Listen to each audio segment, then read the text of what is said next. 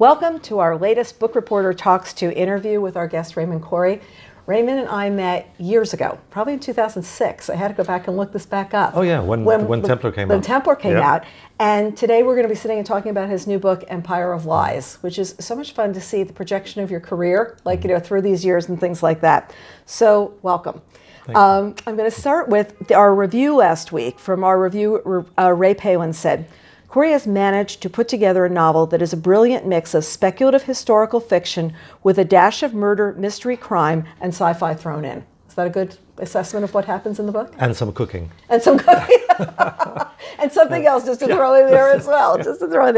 And self-help, but I mean, I downplay that. You downplay that. Yeah. When you pick genres, we'll put that down.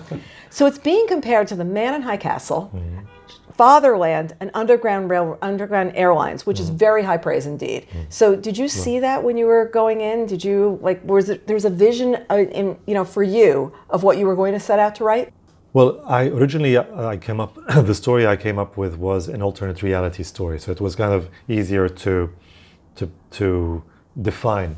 It was one genre, it was one jump from reality.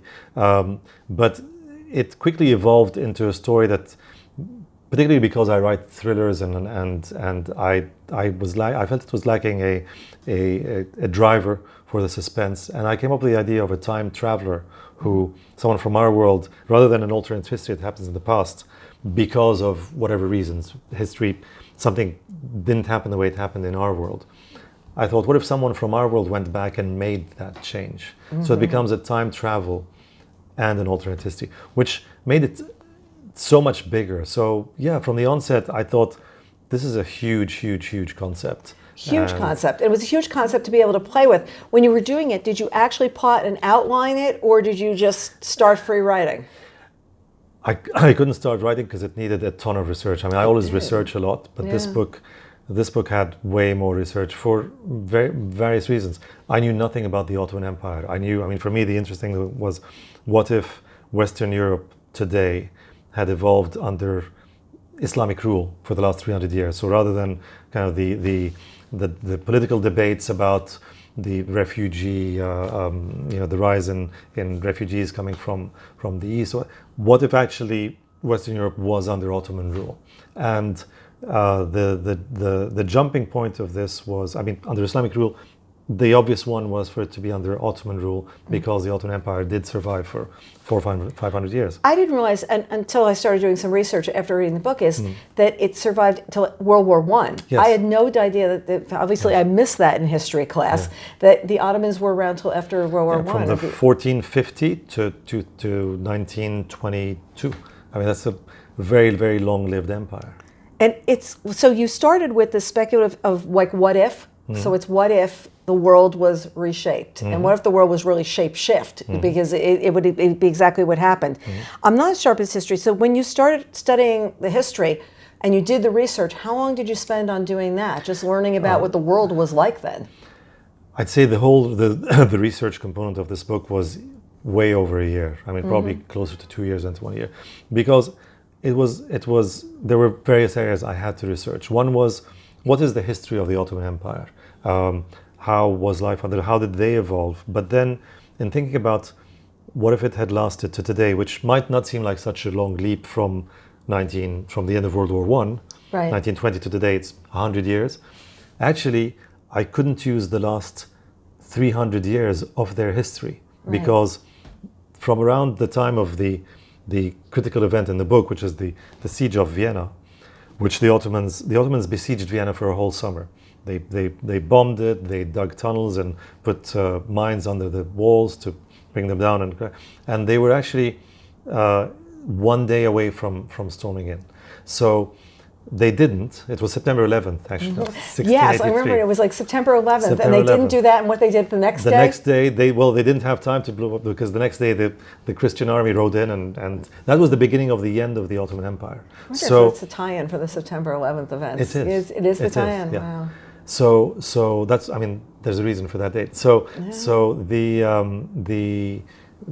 from that point on, the Ottoman Empire was being pushed back and back and back to Turkey, and also it was falling backwards compared to the West in terms of the Enlightenment, the Industrial Revolution, the French Revolution. There were political upheavals, technological upheavals, societal upheavals, cultural upheavals, whereas they were falling back, and different sultans at different times tried different reforms to try to catch up with the West. So everything that's happened in the Ottoman Empire's last 300 years was actually a poor mirror. They were trying to copy what they were seeing in France and Britain and Germany. And so I couldn't use any of that, because in my book, they took over Europe 300 years ago. So anything that happens, they are the leaders. They're forging ahead with new concepts. And my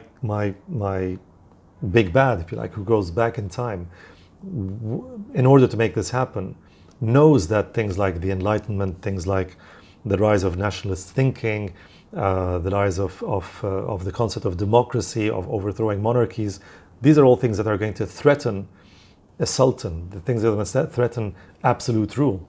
So he knows ahead of time that these things need to be diffused. So he's specifically makes things, sets out plans to crush these movements before they ever happen. So I couldn't just say, well, the Enlightenment happened, but it happened under the Ottomans rather than, no, he didn't want it to happen. Right. All these things had to be suppressed. All these things couldn't occur. Either that or the in rule order couldn't to happen. assure the longevity, the legacy of his achievement, which means that there was not just historical research about what the Ottoman Empire was like, but there was research about all these other events that shaped our world and how might they have happened under, or how might they have been blocked, but what would have come in their place? Right. How would technologically, how would you, rather than have the steam engine invented in the UK, how could you bring these guys, how could you lure these guys over and have them be based in Turkey and have them, so it was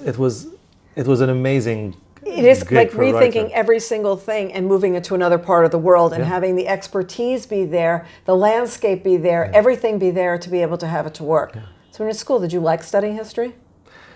You know, it's weird, but I don't remember that I did. Okay. I really don't. This it's is odd. such It's a like, deep dive. I know, you know? it's I guess it's weird. I was into biology really enough, which is so. Maybe you didn't like the way it was created. You wanted to recreate it your way, and it would have been a lot happier.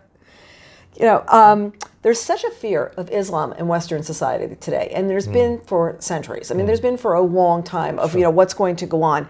Did you literally look to be addressing this when you kind of flipped the worlds in Empire Lies as well? Were you looking at that too? So originally that was the trigger for the book. The original trigger was exactly that fear, that fear that is pervasive in many Western countries about where are we heading, and the rise of Sharia laws in some towns and things like that. That was originally part of what I wanted to explore, but actually it evolved into something very different, which is it evolved into, I thought it would be much more interesting to talk about the problems we have in our world today, in our Western world today.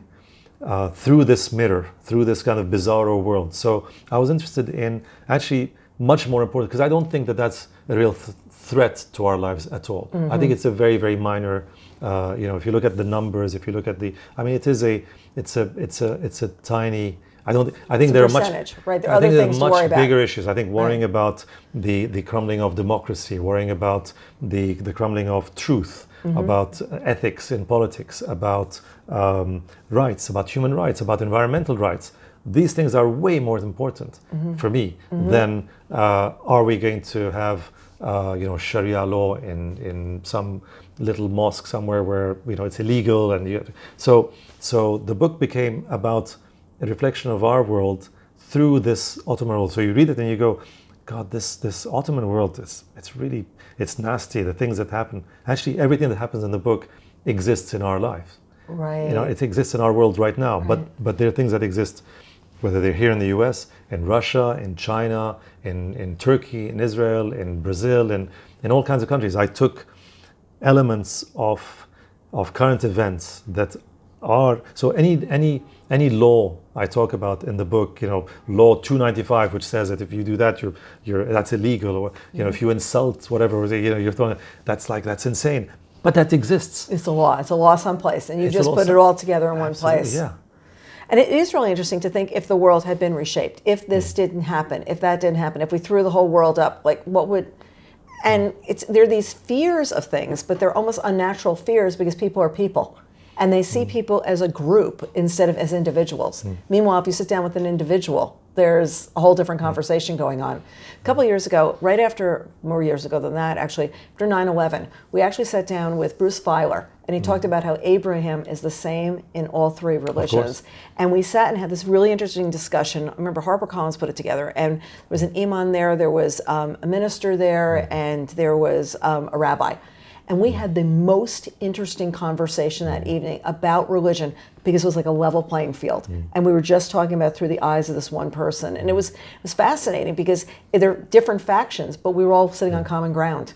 Really I mean, for me, the one aspect that I did want to explore through this world, because that was something that is a big issue, if you like, obviously, is the issue of women's rights. So in an Ottoman society, even in 2019 Ottoman Europe, women's rights are not going to be anywhere near what they are in our world. So I looked at how women live in Saudi Arabia, how they live in Iran, what their rights are, and even in Turkey. And I kind of I played around with that to kind of reach where I imagined. And my main female character, Nesrine, she's a human rights lawyer in Ottoman Paris. So let's talk about the characters, because you have a great setting, you have a great plot, but characters are really what's driving this book forward, including this one really interesting character we'll get into in a second. But your main characters, tell us a little bit about them, and Well, so my main character is Kamal. Kamal is part of the secret police. He's like an FBI agent in the Sultan's FBI. His main job is to stop terrorists. He's an anti-terrorist agent, and because the Ottomans did suffer from terrorism, they fought Islamist extremists coming out of Arabia. Right. The Sultan was by virtue of conquering Arabia, he became the Caliph, as in the leader of all the Muslims in the world. The population in Saudi Arabia, in the holy cities, thought he was he doesn't speak Arabic. He's never visited. It's like a pope never visiting different countries, right? Jerusalem, which has happened. So anyway, at one point the Sultan did send his Egyptian army to crush Abdul Wahhab. So when we talk about Wahhabist terror inspiring bin Laden, whatever, that actually the Ottomans were their enemies. So in my book, we're in Islamic Europe, but they have. So I've got planes being being hijacked and being crashed into the palace of the Sultan in Istanbul. So Kamal's job is to stop terrorism. And at the beginning of the book, he's riding high because they managed to stop a group of guys who were going to blow themselves up at the Sultan's daughter's wedding or something like that. So he's suddenly a hero. But while this is happening, and he's got a partner at the bureau who's Taimur, and they have they have an interesting relationship, which we discover there's a lot of stuff about Taimur that Kamal doesn't know, and vice versa. And Kamal has a brother who's an anesthesiologist, very respected, accomplished man, and he's his older brother, and called Ramazan. And Ramazan's wife is the human rights lawyer I referred to earlier, Nesrine.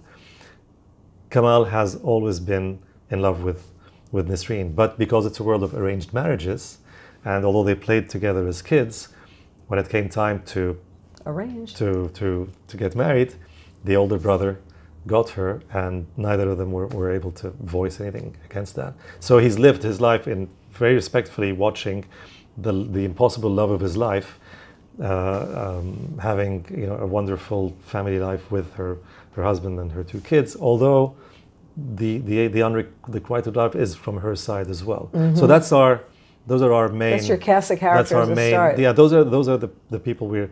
And then into this world comes this mysterious tattooed man, who's someone who has an interesting military background. He's from our world, and he was part of Saddam's military intelligence inner circle. So he's a guy who's very well educated. He understands history. He understands politics. He's not necessarily religious, because a lot of Saddam's, including Saddam himself, they were not religious people. No, Yeah. they were secular. Right. It was a dictatorship. They're zealots. Yeah. But and this is what really happened when these guys were, after the Iraq was invaded, and these guys were either killed or captured and thrown in prison in Iraq. They were thrown in prison with their mortal enemies, who were the Islamists. And in prison, this is history, this is our history. It's in prison that they met, and they realized that although they hated each other, they had a common enemy they hated even more, which was America and the West. So you have these secular, Ba'athist, Saddamist military men, and you have the Islamist extremists thrown together in prison, and that's where ISIS is born. Wow. And this is what really happened in history. It really happened, yeah. So my guy, it's not that he gets turned into an Islamist extremist, but he's angry. He's lost his family through the bombings. He's angry at the West.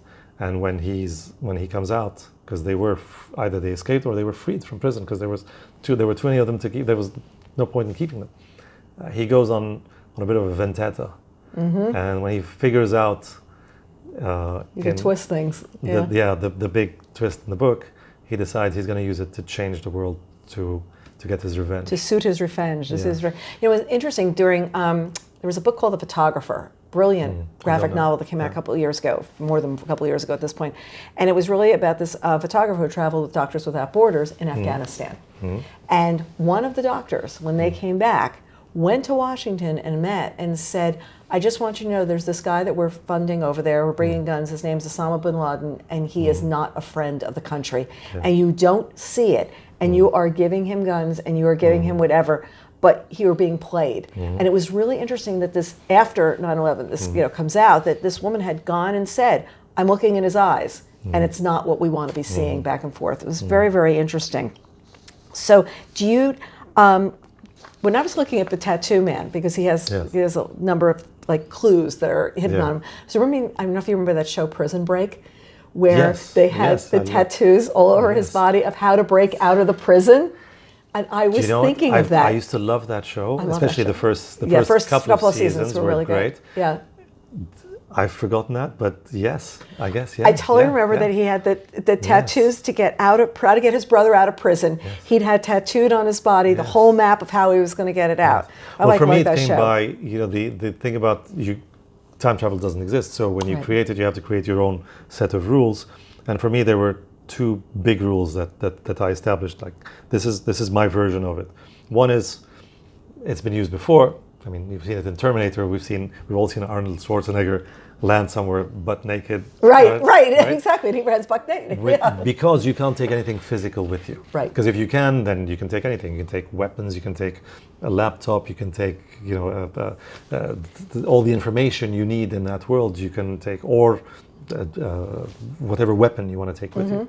So if you can't take anything physical with you, then any knowledge you want to take with you, the only way, you're either going to memorize it, but we're talking about the guy who's going back to change history. Right. So there's a lot of data. He wants to also technological stuff, how to, steam engines and dynamite. And so he has it all tattooed. And I debated whether or not ink on the skin, well, within the skin, whether that would work or not. Like, is that a cheat, or can we say that ink, once it's in your skin, is not a foreign matter? Can we consider it organic, so it'll travel with him, or will he land and the tattoos are gone? So I went with the tattoos stay. That's the only thing that you take. That was one rule.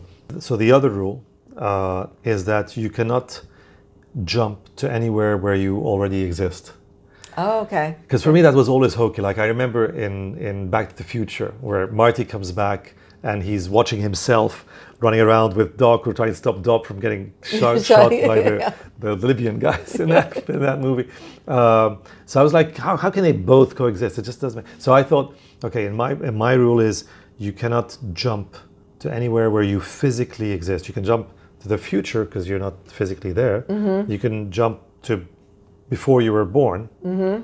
But you can't jump back to within your lifetime, which has huge story ramifications. Yes, because if certain things can't happen, you can't change. You can't change what you know. Exactly. You can only change different things that you really have to give more thought to. Exactly. You include an epigraph in the beginning, quote from Napoleon Bonaparte noting, history is nothing but the lies that are no longer disputed, which is so true in family history and whatever. It's just, this is what's going on.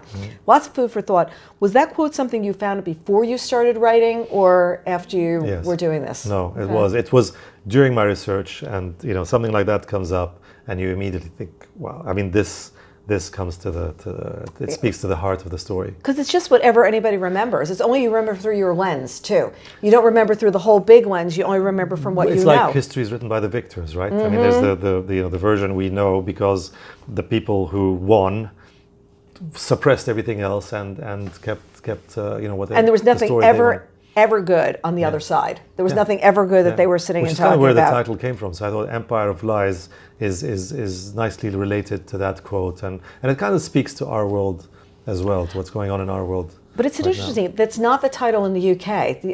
What is it? The Ottoman Secret. The Ottoman Secret. Right, and why did they? What's the difference when I wrote the two titles? When I wrote the manuscript, I'm not sure how much I'm supposed to be talking about this, but I called the book Caliphate.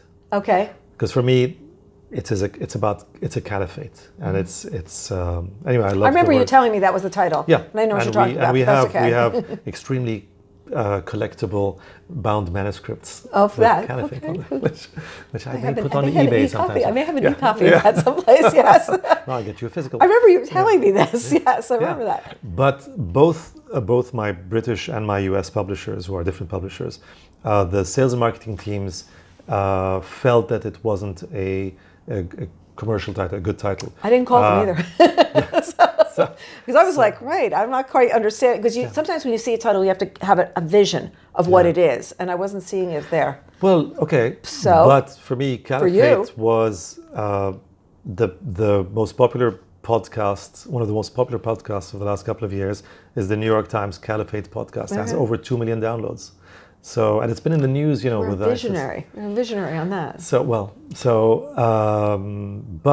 they each had their own approach, and the UK wanted to go much more as an airport thriller kind of title to just immediately project Ottoman Secret. Got it. Yeah, it's like whereas I think I much prefer the title we came up with here, which is that it just gives the feeling of a much more a book with more gravitas, a book that's more about something. It's built on, the whole world is built on a bunch of lies. Yes. And that's what I was seeing is, I was going back to the Bonaparte quote there, like I was seeing there, it totally ties in. And I was just curious about that. Yeah. So you were born in Beirut, you left there during the Civil War, and you came here to this country and were educated. And then I just love the story that you went back to Beirut to go to school. 7 years. For 7 years. You decided to go to school. And then there's an uprising and you have to get, kind of like choppered out of there, With the Marines. With the Marines. Yeah. You've got to go do that. So after that, you go into the financial world.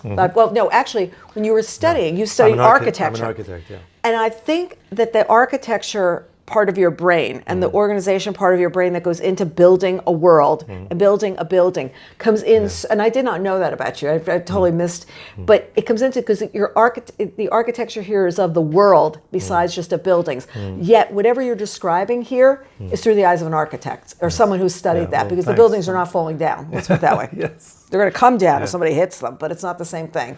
So, well, I studied architecture because I love it. I was always an artist, and architecture seemed to be like Lebanon is quite a traditional place. You're either you study to become a doctor, an engineer, a lawyer, or that's anything else is like it's not serious. So, as an artist, to be an architect seemed to be like the best of both worlds. It's a real career, but it's also artistic. And I loved architecture, actually. Right. I really loved architecture. And the idea, the cunning plan there was that the country is being destroyed by the civil war, well, then there's going to be a lot to rebuild. So there might be some good demand for architects. Go right there, yeah. Sadly, I graduated and the war kept going for another 15 years. Yeah, So yeah, like, you were sitting there going, I think I could rebuild this city, but you Yeah, know the what? timing Nothing about wasn't chance. really It working. wasn't going to work out. Yeah. So then you move from there to finance, which is also interesting because a lot of the world is also built on money. So it's built on buildings and money and worlds and building this up. And then decided to become a screenwriter and a filmmaker. And actually you wrote the play or the film, the screenplay for Templar before you even wrote the book. You wrote backwards. long before. Long before. Templar the screenplay was 95, 96, and the book came out 10 years later. The book was 2005. Although I wrote the book around 2000 and 2001-ish, something like that, between 2001 and 2003. So, okay, so we've got your architecture background, your financial background, and your screenwriting background. Yeah. I think it's the reason that you can write with a pace. You can write with something with this thriller kind of a pace to it because you're used to the briskness of the screenwriting, but the other two things factor in so much that if they're not solid, the storyline can't be solid either. It's true. It's funny. You're the first person to kind of Crystallize that. Yeah, really. It makes total sense. I think the finance, the MBA, gives you an understanding of how the world works. Kind of gives you a bigger world view of the world around you, which is super helpful in this kind of commodity, world of commodity. You're building the world of the physical world, but it's also commodity going back and forth. Whether it's the steam engine or whatever. It all had to be all in place. Or oil, because the reason the Ottoman Empire collapses is that I have an American president. So in the book, the US is the CRA, not the USA. It's the Christian Republic of America, and it's exclusively Christian and white, as a counter-reaction to the exclusively Muslim European continent. But what the president does is he realizes that we're reliant on this oil coming out of the Middle East. And this can't go on. Plus, as Christians, we are stewards of this planet. So he decrees, he orders his industry to come up with green solutions. So they perfect wind energy, solar energy, and they take over the world with that. And the Ottoman Empire suddenly, economically, collapses because their most important export is suddenly worthless. Which I thought would be like really relevant today. It's like, why aren't we doing that? Well, you think about what's going on in Venezuela and where Venezuela was the oil capital and now not, and what's happened to the whole economy there. I mean, people can't turn on the lights there. There's no food. There's no nothing. People have lost like 20 pounds just because there is no food to be had. Very, very, very scary times. So when we met with your first book, Last Templar, you and Steve Berry had written books that were both about Templars and they were coming out at the same time. And I remember the pub dates were changing. Like they were changing back and forth. And the funny thing was we were running promotions, giveaways of both books. And both publishers were calling us and changing the dates. And we were not sharing what the other one was doing. So with this real crazy, I go on and on. But at that time also, you became friends with Steve as a result of these two books happening. So just share with us, because this is this crazy story that happened 13 years ago of what was happening with these two books. So here's the thing. As you said, I wrote the screenplay in 95, 96. There was a big book deal on offer at the time for this unwritten book based on this story by this guy in London. No one was allowed to see the screenplay. I turned it down because they said, we want you to lose the religion in the book. Years later, I'm now a successful screenwriter. I start writing the book on the side because my agent nags me for it. And Da Vinci Code comes out halfway while I'm writing the book. I read it. I'm like, I'm really cutting the story short. It's a long, this is good though. nightmare saga. But I did keep on writing it. So I finally finish it. By the time I finish it, because I'm working on TV series at the time, and I'm like, I don't believe this is going to happen. The other publishers, when we submit it, this is in the UK, the publishers who read it love it, but they say, we already have our books in that genre to fill the hunger that Da Vinci Code has created. And the email, from Macmillan was, and I remember I was telling Steve about this last night actually, I said, the email was specifically, I love this book. Let me tell you to my agent, let me tell you how much we love this book. We're publishing a book by Steve Berry called The Templar Legacy. Raymond and Steve used the same quote from Pope Leo X. So I was aware of his book from then. My book could not get published. I self-published it. It went to number 3 in the UK. I did not realize this part of the story. Yeah, Okay. it went to number 3 in the UK Okay. on Amazon. Number 3 out of all the books. Right. Not out of thrillers with the title, with the word Templar in the title. This was out of all the books they had. It went to number 3. It's purely on word of mouth. It was a self-published physical book. There were no ebooks at the time. So, so then publishers around the world go into bidding wars for this thing, and Dutton buys it in the US. Dutton are bringing it out. And as you say, there's like a race because there's this other book and they're racing it. So we come out maybe 6 weeks before Steve's up there. My first book comes out properly as a proper published book in the US, goes on the New York Times list in its first week. I get an email out of the blue, forwarded from my publishers, from Steve, saying, my name is Steve Berry. I've got a book coming out called Templar Legacy soon. What an amazing achievement. Your first book. Congratulations. That's a great achievement. Wow. So nice. Wow. I'm Lovely. coming from the world So of him. film and TV, which is, which is... You had a good weekend? Yeah. Now I must kill you. Yeah. Have this drink, and by the way, the smell of cyanide. No. Don't worry about that. There's nothing. Yeah. It's nothing there. The blades in those apples. No. It's It's something special yeah, just for it's- you. So I'm stunned by this. So I immediately reply. I'm like, God, thank you so much. It's so kind of you. I hope we can meet up soon, etc. Steve's book comes out. We're both on the list for, They're both going like for this, weeks. yeah. We're trading places on the list. It's really fun. We did an interview with Bookreporter, the joint Yeah, lead. Remember? yeah, I mean, it was a lot it was of great. fun. It was a lot of fun. And we both did really well with it. This was our breakout book kind of Right. for both of us. My first one, and then a year later, Steve and his wife Liz come to London. I take them out to lunch, and I say, that email was so nice. And Liz tells me, Steve was really, we were all so happy. It was so nice that you replied. I was like, who in their right mind would not reply? Right. And she said, you'd be amazed. Steve is a very generous guy. He reaches out to a lot of beginner, first-time authors who, to encourage them or congratulate them.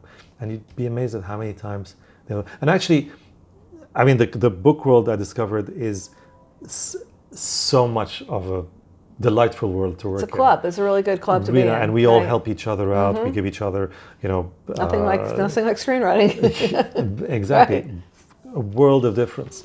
And that's been really something, and Steve has been a big anchor in that kind of feeling of after film and TV, it's like, wow, this is actually a nice environment to work in. All the publishers I've worked with, everyone has been so... Well, it's interesting too, because on this tour, you've been in the States for a couple of days now, or a little longer than that. And as you've been doing events, you did an event with Jim Rollins, you did an event with Steve.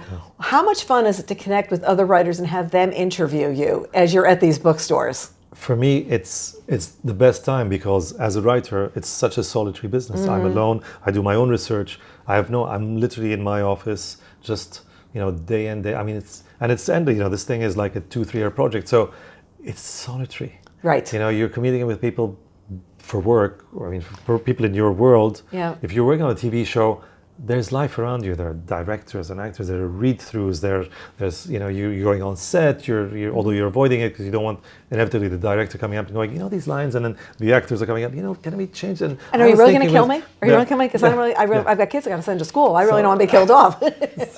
So this was like, to actually come out of my little bat cave and be sitting with James, who I'd never met. Oh, you hadn't met him? I'd never met James Rollins. my gosh, I knew of that's funny. I know him that you didn't. from Yeah. Steve, so it was so Right. nice to Such hang a out great and guy. have dinner. Steve, we've our families have been on holiday together. Right. So, and there's so many more I want to meet. As a few writers very kindly read and blurbed the Yes, book. you had some fabulous blurbs. Fabulous And blurbs. I'd love to meet them in person to thank them and just get to know them, because there's, I've been reading them. These are people I read.